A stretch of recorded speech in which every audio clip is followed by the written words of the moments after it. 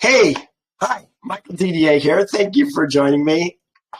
We are continuing our adventure in Torah. You know what? I love Torah. I love learning Yehovah's ways. I love seeing how everything fits together if you get correct understandings. Oh, it's so frustrating what I see going on in the world right now. People are missing vital things that they could. I've got them. I talk about them every week, but I can't reach enough people right now to really make the difference that I want to make. Children of Israel, talking about the Ezrach men. Nobody even knows what an Ezrach man is. They barely know what a ger is. It gets translated as stranger. They think, well, my neighbor, that person over there is a stranger. That's not a stranger. A ger is someone who's left the kingdom of his birth and joined himself to Yehovah's kingdom. Isaiah 56. If the Ben Nakar begins to keep the Sabbaths and follows Yehovah's statutes, he can enter into the temple. But then he's not a Ben Nakar. He's a ger. We don't know the ways of Yehovah, and calling it the children of Israel has blinded us. Treating men and women the same is blinding us to the truth. We saw chapter 19. Israel's seed was not to go near a woman. We saw the fourth commandment. Thou, Israel's seed. So keep the Sabbath. Your sons, your daughters, your maidservants, your menservants, your ger who dwells with you. Okay, none of those people are the thou. We've got to develop deeper understandings. I've talked about the Ezra many times in my teaching here. We'll probably talk about it today. On my blog, weareisrael.org. Look at the Born Again series.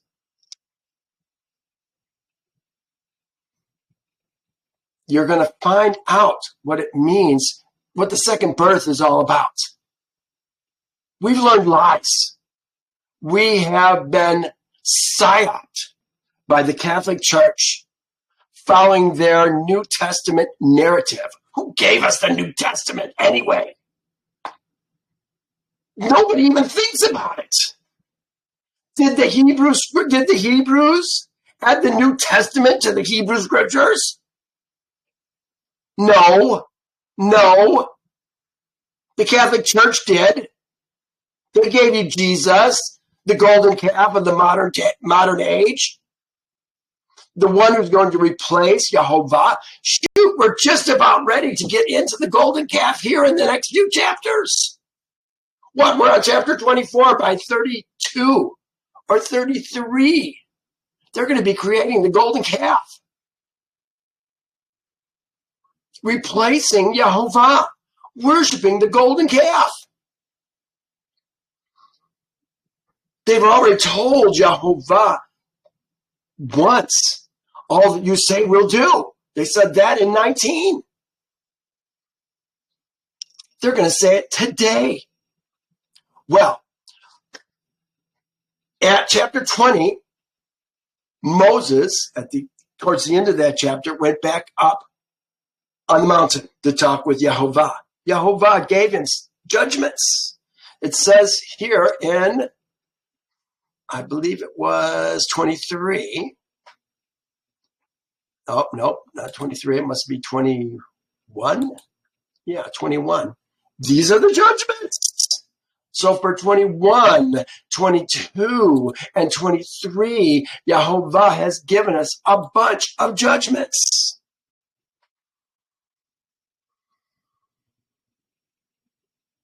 The last thing he said to us before we left is, thou shalt make no covenants with them. nor with their Elohim. Don't follow other Elohim, lawmakers and judges. We think we're Yehovah's people. All we got to do is keep the 10 commandments. Well, the first commandment says you shall have no other Elohim existing before my face. Yeah, I've got a little bit of an attitude towards this because people won't open their eyes. They are content with following the Elohim of this earth. And they somehow have rationalized it in their own mind that by following the statutes and judgments of the land, that they're doing Elohim's will. But look what he says, you shall make no covenant with them. We make bloodless covenants these days by accepting licenses and permits.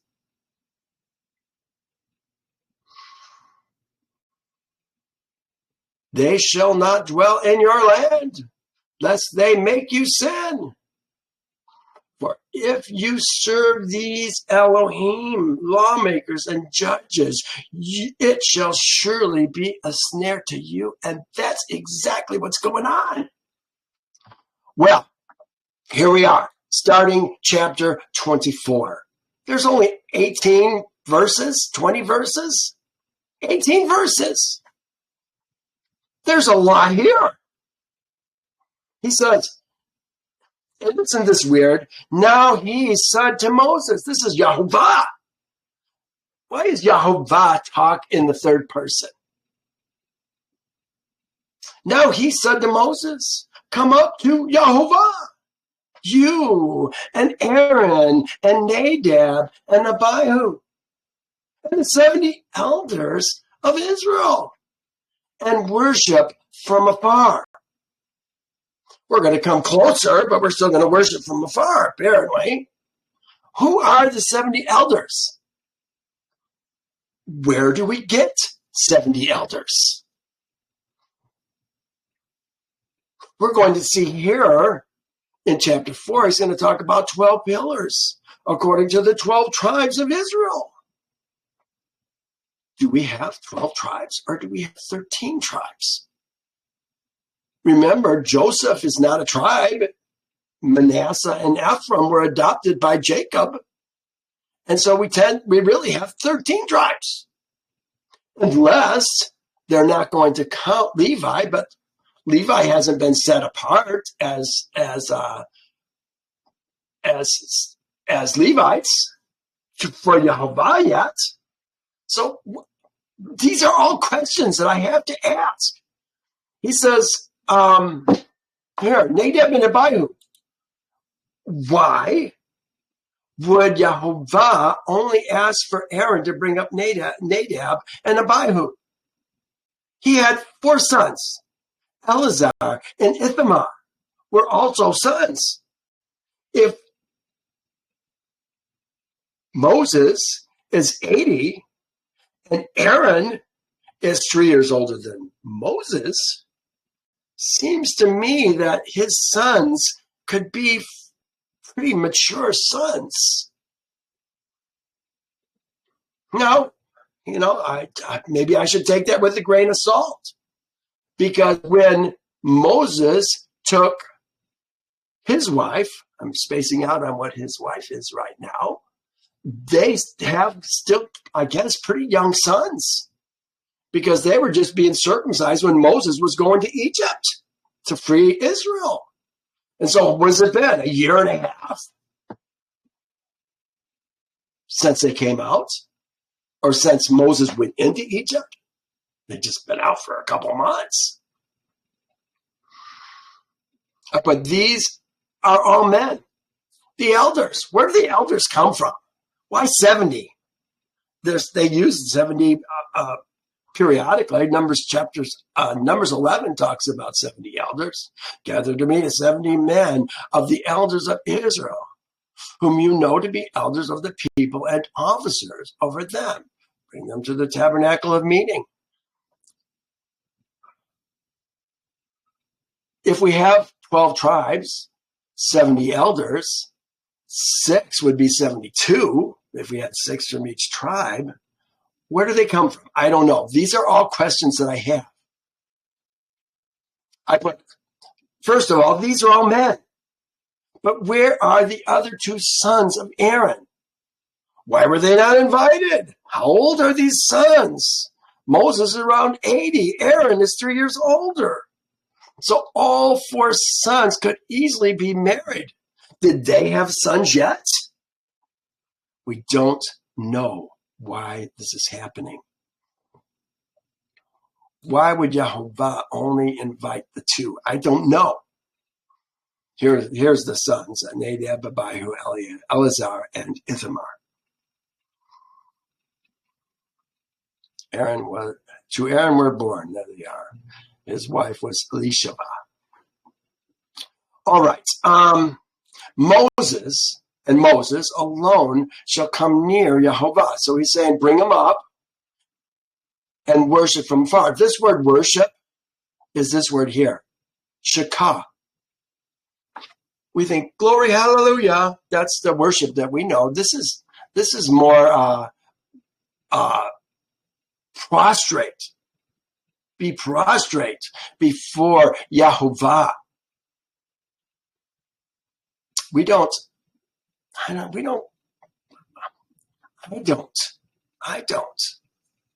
fully understand what it means to worship Yehovah. To me, worship is doing the things that we do every day and keeping Yehovah's statutes and judgments and ordinances.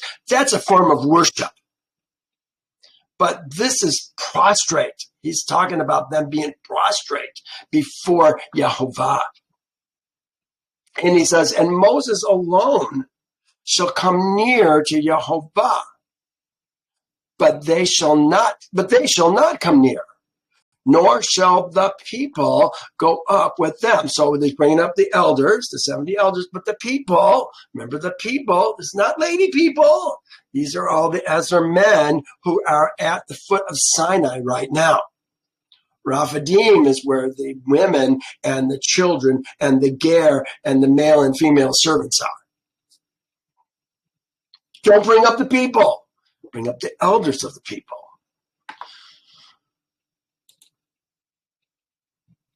Yeah, and the nor shall the people. 3. So Moses came and told the people all the words of Yehovah and all the judgments. So Moses now has come down from the mountain. This is his 4th trip down the mountain. He's just finishing his 4th trip. He's starting up his 5th trip here in verse 9. And he's going to tell the people all the things that Yehovah has just given him. So Moses came and told the people, all the words of Yehovah and all the judgments. And the people answered with one voice, all the words which Yehovah has said, we will do.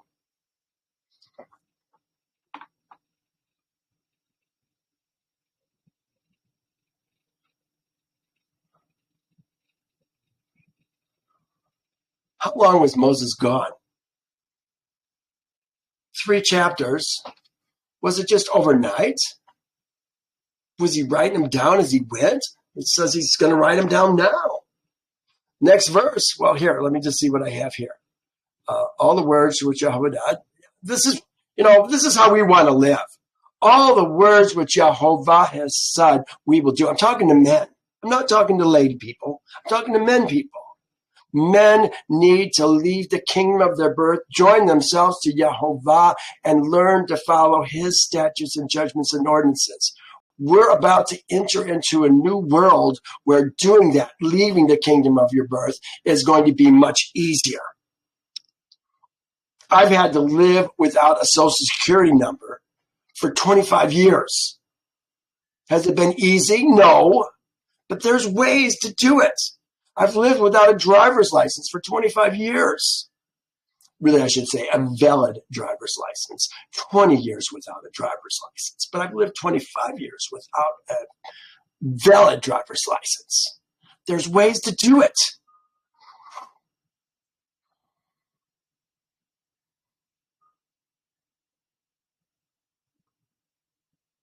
All the words with Yehovah. Yeah. So my point was, it's going to become much easier in coming days. Within the next year, we're going to see huge changes. And following Yehovah in all his ways is going to be much easier. Social Security number, I don't think Social Security numbers are going to be even significant anymore. Certainly not to work. Well, and I think that's what keeps a lot of people from following Yehovah. How will I support myself? I can't just leave my job. I don't know how to live without using a Social Security number. I don't know how to live without using a driver's license. I'm afraid. No, it's going to become much easier in the future. But it can be done. I've done it. And Moses, verse 4, wrote all the words of Yehovah. And he rose early in the morning and built an altar at the foot of the mountain. And 12 pillars, according to the 12 tribes of Israel. Again, 12 tribes. How do we get 12? I count 13. Is that how many you count? When we all camped around the tabernacle in the wilderness, that's coming. It's not going to be until Numbers. We had 4 tribes on each side, and the Levites going around. That's 13 tribes. But we got 12 pillars. I don't get it. And did Yehovah tell Moses to build an altar? Maybe. Did he tell him to build 12 pillars? I don't think so. Why did he do that? We could argue that Yehovah did tell us to build an altar at the end of chapter 20. As soon as Moses went up on the mountain this last time, Yehovah told him, an altar of earth thou shalt make to me, and thou shalt slaughter on it thy olah and thy shalamim, thy flocks and thy cattle. In all the places where my name shall be remembered, I'm reading right here, shall be remembered, I will come to thee and bless thee. And if thou makes me a altar of stone, thou shalt not build it of hewn stone. For if you use a tool on it, it shall be profaned. So we're talking about building an altar. He's building an altar again. I think he's going to build an altar even one more time before, well, we'll see. We'll see. Now, Moses is building a bunch of altars. 25. Then he sent young men. Young men is the word nahar. He sent shalak, nahar, young men of Israel's seed, B'nai Israel, who, it says, offered burnt offerings. The word is they shall ascend or raise up burnt offerings. The reason they use the word ascend because the olah is a sweet aroma to Yehovah that's going up into the air. They're going to ascend olah. There's no offerings. It doesn't say offerings. It's again, the second one, burnt offerings. That part of the offerings is totally made up. It's olah. It just translates olah. And they says sacrificed peace offerings.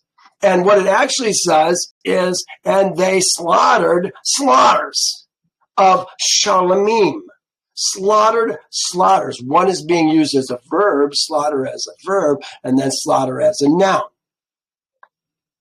Slaughtered slaughters of shalamim. peace. It says of oxen. Obviously, we're talking more than one oxen. The slaughters that they're doing here, they're going to eat. You slaughter slaughters of peace offerings and you eat them. The olah goes up to Yehovah, but the slaughters we're going to eat. That's why they use the word slaughter. So these 70 elders are going to eat there. What did they drink? We're going to see they had wine also. Maybe they brought it with them. But we know where the oxen or where the food's going to come from. Let's find out. Then he sent the young men. We read that. And Moses took half the blood and put it in basins. And half the blood he sprinkled on the altar. How does that work? You're going to sprinkle blood from how many animals? You know, when you do a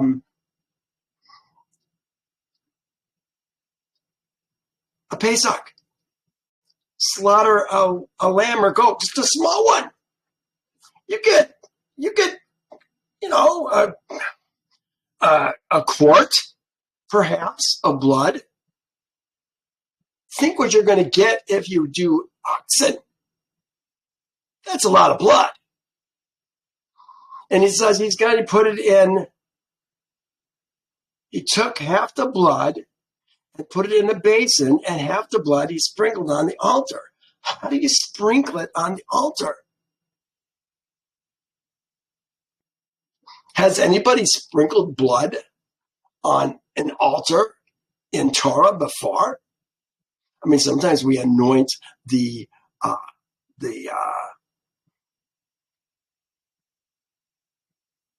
forget what they're called, the horns of the altar with blood.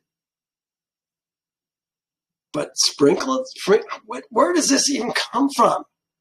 It's usually poured out. The blood is usually poured out at the base of the altar, almost always. Now we're sprinkling the blood. And it gets worse because now look what it says.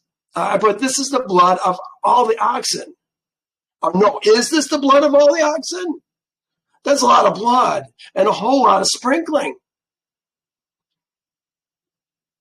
Maybe he's throwing handfuls of blood, and that's the sprinkling. I mean, you could do that pretty efficiently, I suppose. Is that the sprinkling that he's talking about? I don't understand. I want more information. I need to know more things. And now look what he says in verse 7. He says, then he took, they call it the blood of the covenant, and read it in the hearing of the people. He's still talking to all of the Ezra men. So we're talking about all the people. We're talking about all the Ezra men. Remember, the ladies are not here. The ger are not here. The maidservants, menservants, the daughters are not here. Maybe the sons are here. I don't know. But it doesn't say the book of the covenant. It says a book of the covenant. But that makes me a book of the Bereshit. That's the word covenant. Bereshit. And read it in the hearing of the people. And all the people said, and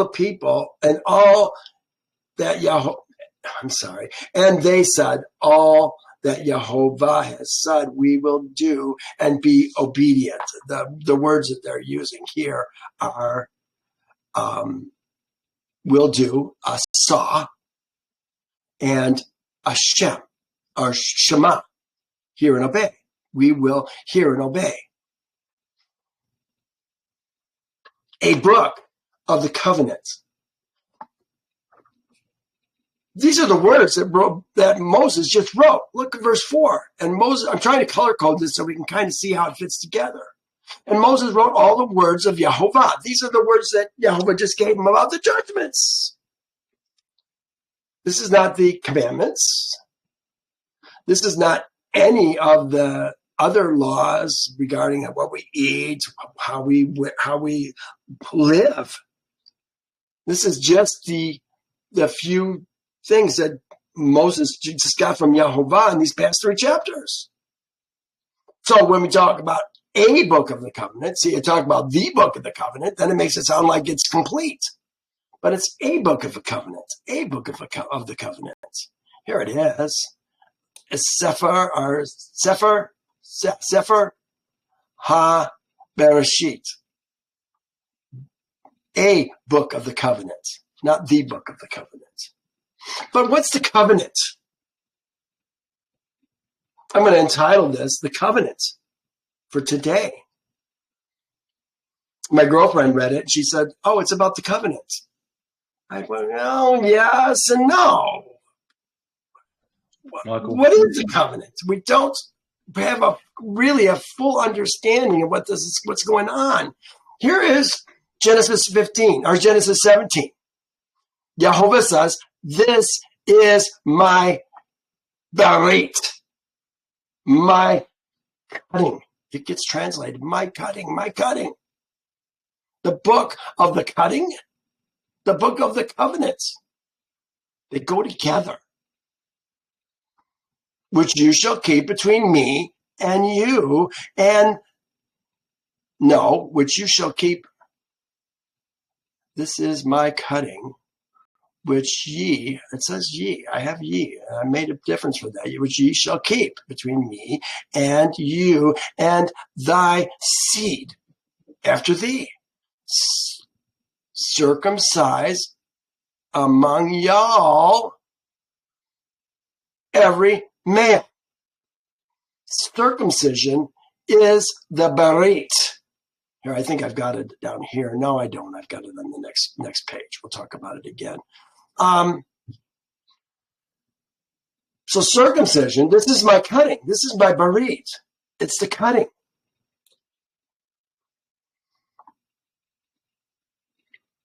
Here he talks about gather to me my saints, my kasid, literally my kind, those who cut, karat,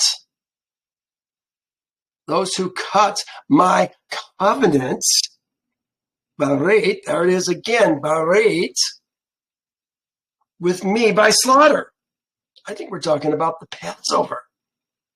And of course, you can't take the Passover unless you've been circumcised first, which would totally make sense. So I said, then he took a book of the covenant and read it in the hearing of the people. And they said, all that Yehovah has said we will do. Here's the next verse, kind of going along the same line. And Moses took, it says he took the blood and sprinkled it upon the people. Took the blood. The blood is there, dam,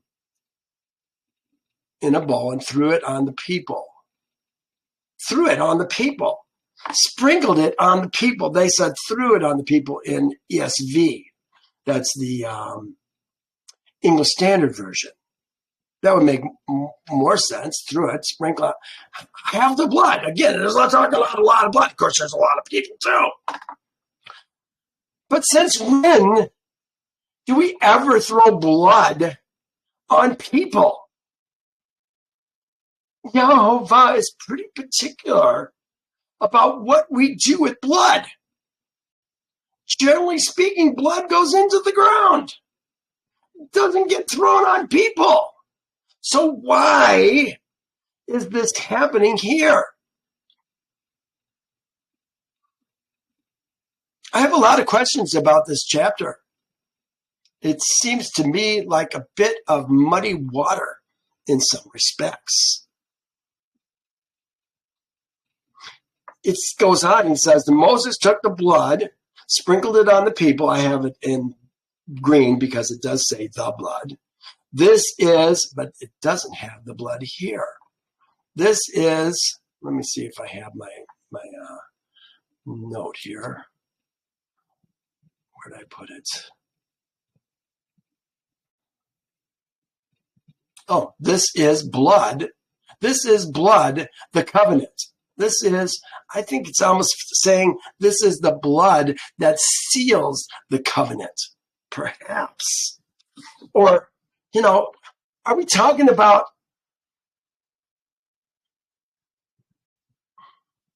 how is this sealing the covenant? How is this sealing? It says the covenant.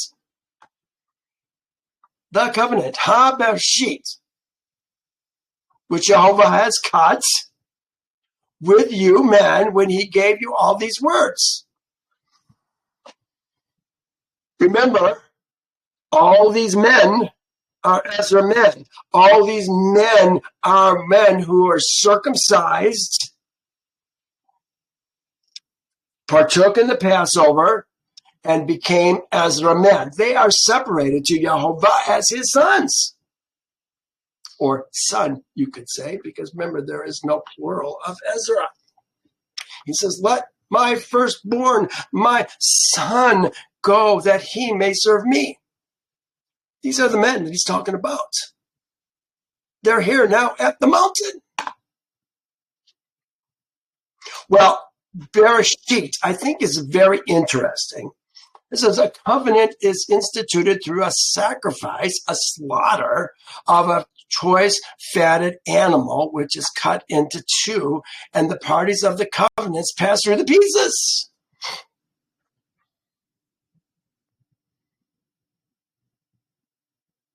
This is my covenant which I will make with you.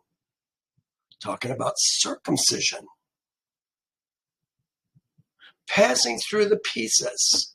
Is it possible that circumcision and passing through the pieces has to do with our seed passing through the pieces? Remember, when here, let me go to Exodus 12. Exodus 12. I want to go to the end, 48 and 49.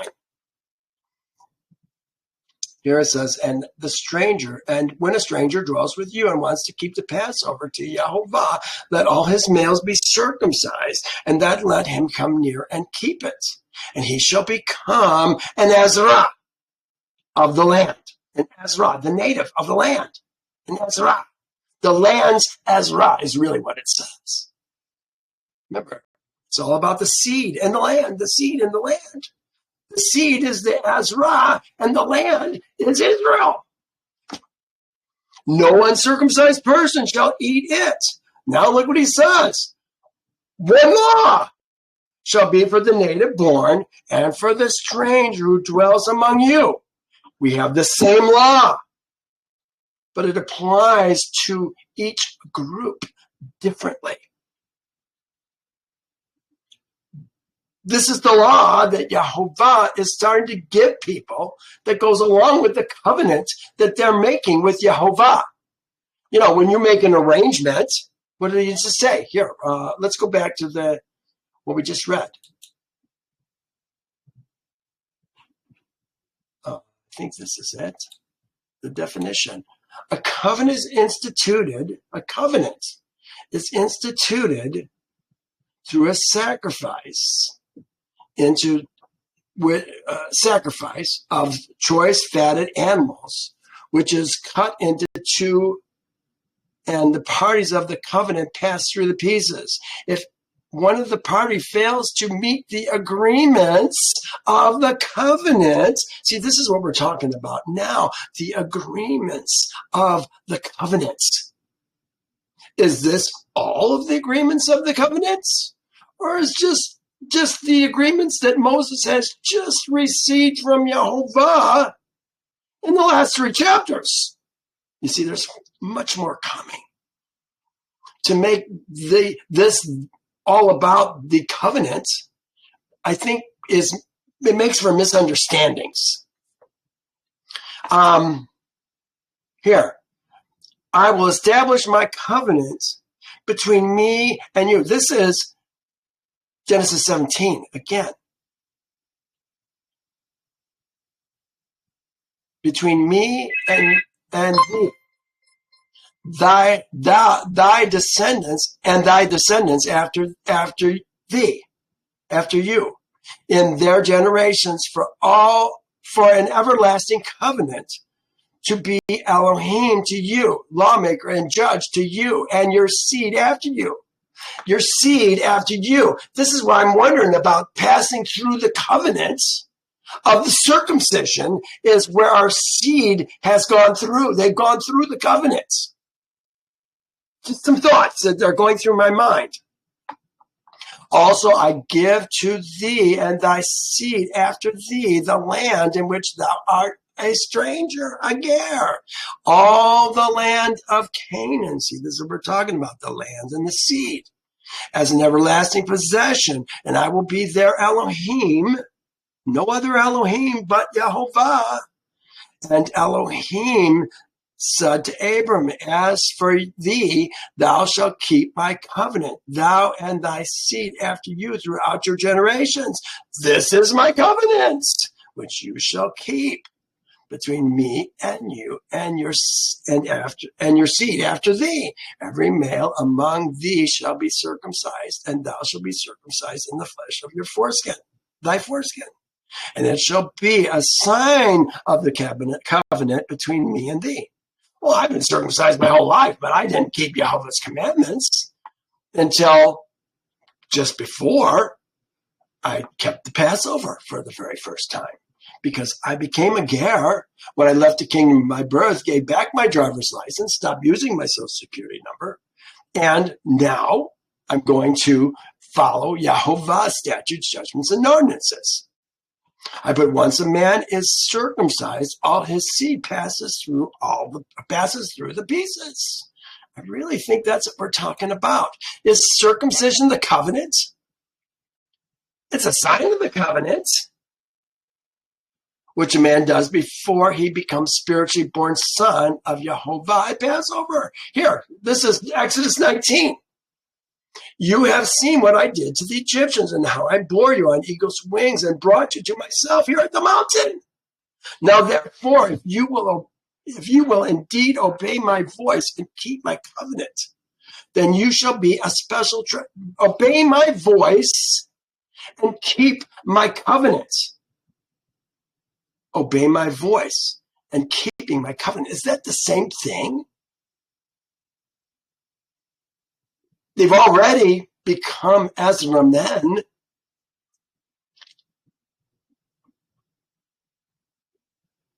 And now they're following the rules, the things that are being codified.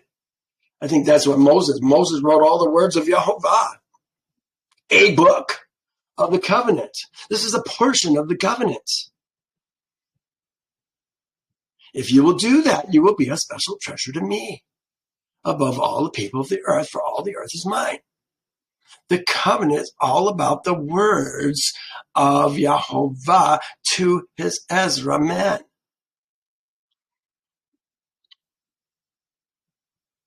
We read that, just went there.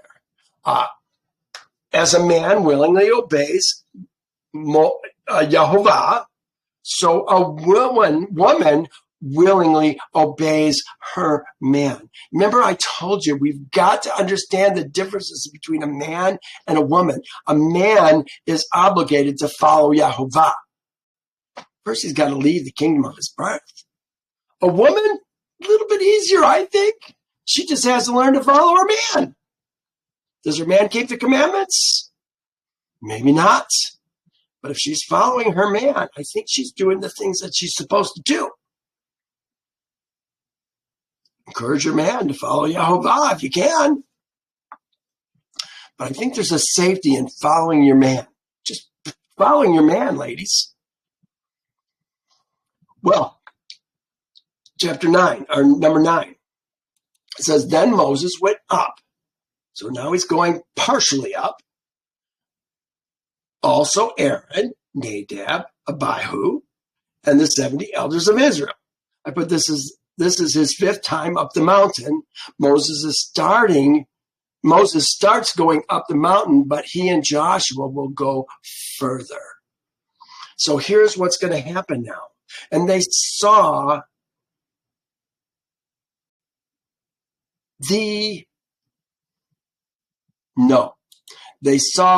Israel's Elohim. This is what it says. Israel's Elohim. Elohi Israel. It's Israel's Elohim. They saw Israel's Elohim. Did they see him? And there was under his feet, as it were, a paved work of sapphire stone. And it was like the very heavens in its clarity.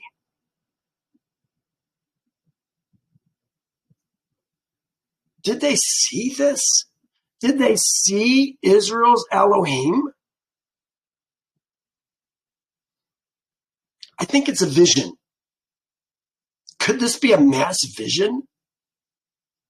But it sounds like they all saw a vision like John's.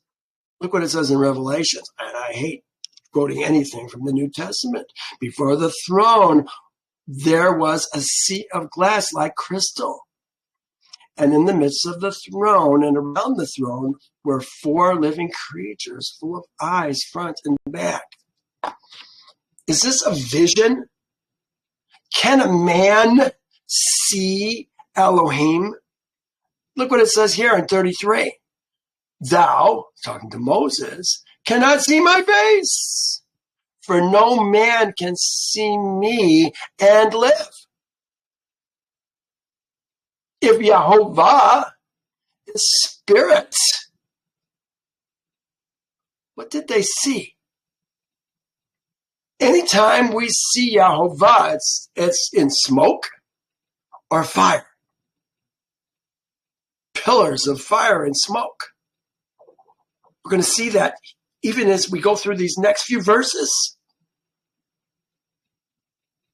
So I have to ask, what is it that they saw? Here it sounds like Moses is talking to Yehovah.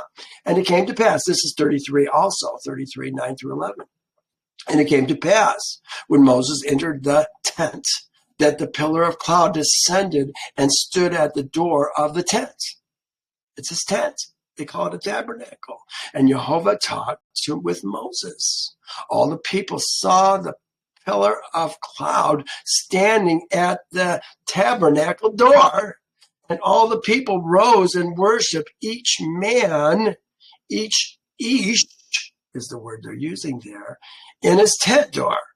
So Yehovah spoke to Moses' face as a man speaks to his friend.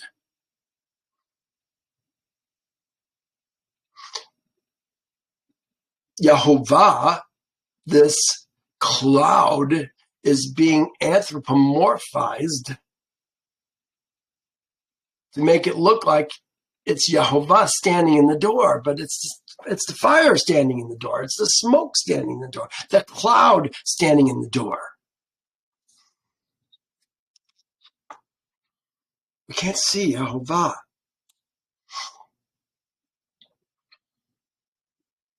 Verse 11 says, but on the nobles of Israel, this is Israel's elders. They call them nobles this time. But on Israel's elders, he did not lay his hands. They saw the Elohim. It says the Elohim. They saw the Elohim. There it is, Ha Elohim. And they ate and drank. Lay his hands. He did not lay his hand. He did not lay his hand. What does that mean? So they saw the Elohim, and they ate and drank. Where did food come from? Did they bring provisions? Did Moses? He's leaving here right now. Chapter 15 or verse 15, he's leaving here with Joshua. He's going to be gone for 40 days. And it clearly says he didn't eat or drink during the 40 days. I'm assuming that means Joshua didn't eat or drink during the 40 days either.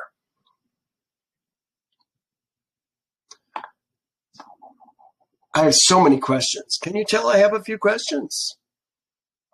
Verse 12. Then Yehovah said to Moses, come up to me on the mountain and be there. And I will give you tablets of stone and the Torah and the commandments which I have written, that you may teach them. Tablets of stone, that's what it says, the Torah and the commandments. He's going to give them to Moses. So Moses arose with his assistant Joshua, and Moses went up to Elohim's mountain, the Elohim's mountain. Moses went up to the Elohim's mountain with his assistant Joshua. You know what? Joshua is not going to even be mentioned until one verse before Moses comes down. What did Joshua do all that time? It's interesting. Joshua is going to be the second in command of Israel when Moses passes. Seems like Yehovah has a long-term plan going on here. Went up to the mountain of Elohim. Elohim's mountain. Elohim's mountain. I hate that. The mountain of Elohim. That doesn't say the mountain of Elohim. Elohim's mountain. Elohim is what's important. Why did he bring Joshua? At one point, Yehovah told Moses to bring Aaron up. But it doesn't appear that he ever did. Here's what he said. This is chapter 19. And Yehovah said unto him, Go get thee down, and thou shalt come up, thou and Aaron with thee. But let not the priests and the people break through to come up unto Yehovah, lest he break forth upon them. So he's told to bring Moses or Aaron, but he never did bring Aaron, not that I ever saw. Yasher doesn't say anything about any of this at all. It's completely silent. 14. And he said to the elders, this is the 70 elders, remember, they are the heads of the tribes, wait here for us until we come back to you. Y'all. Indeed, Aaron and Hur are with you. So Aaron and Hur were some of the elders. Oh, well, now that's interesting. Maybe Aaron and Hur have a different standing from the tribes. If we did 6 from every tribe, that would be 70 elders. And then if we add Aaron and Hur, that would be the 72. No, we got 72. That doesn't work. No, except that would be 6. I don't know. Are they extra? No, 6 times, that's erroneous. What I just said to you doesn't work. 6 times 12 is 72. We're talking about 70 elders. So we've got too many elders if we have 6 from, I don't know where the 70 elders come from. But here's what it says then. I'm sorry. Wait here for us until we come back to you. Indeed, Aaron and Hur are with you. If any, they say man. The word there is Baal, master, leader, husband. If any man has a difficulty, let him go to them, Aaron and Hur.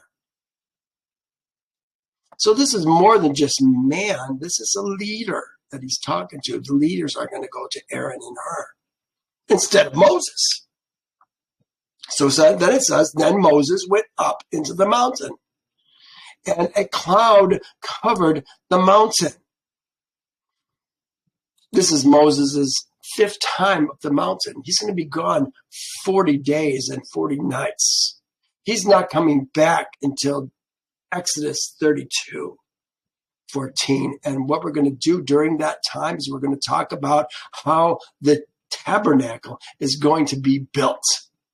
These are just the instructions on how it's going to be built. We're going to repeat those instructions again later on in Exodus, when Moses actually tells the people what Yehovah tells him in these next 6 chapters, 5 chapters.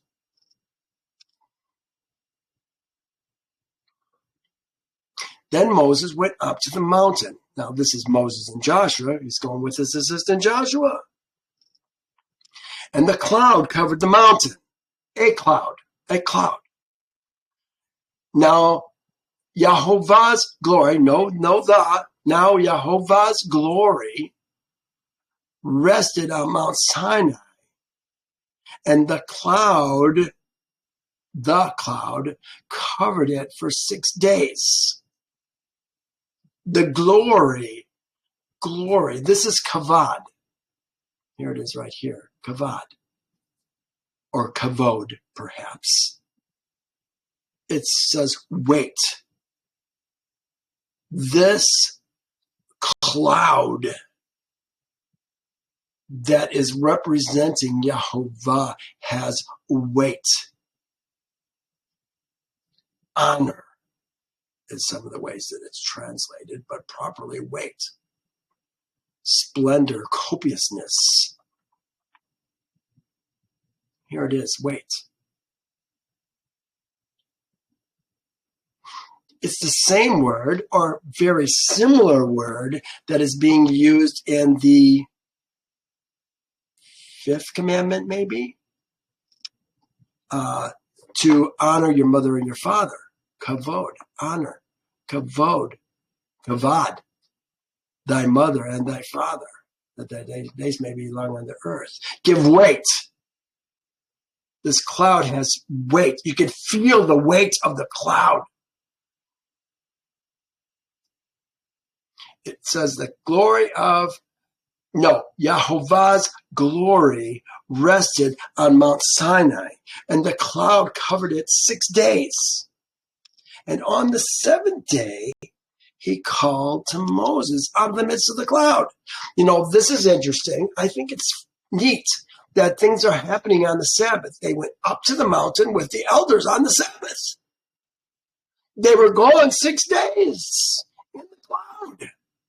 And on the 7th day, another Sabbath, it says he called to Moses out of the midst of the cloud. Well, wasn't Moses in the midst of the cloud? But they heard Yehovah's voice come out of the midst of the cloud, apparently. And it says, and the sight of Yehovah's glory was like a consuming fire. Was it a consuming fire or was it like a consuming fire? On top of the mountain in the eyes of Israel's seed. This is Israel's seed. This is not the elders. This is Israel's seed.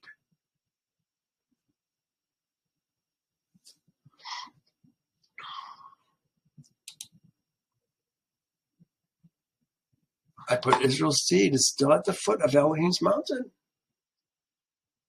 It appears that Yehovah's glory was like a devouring fire on top of the mountain in the eyes of Israel's seed. The two people that I saw a video of many years ago, I had it on my website. It's been taken down since that link on my website doesn't work anymore. But there was a couple. He was an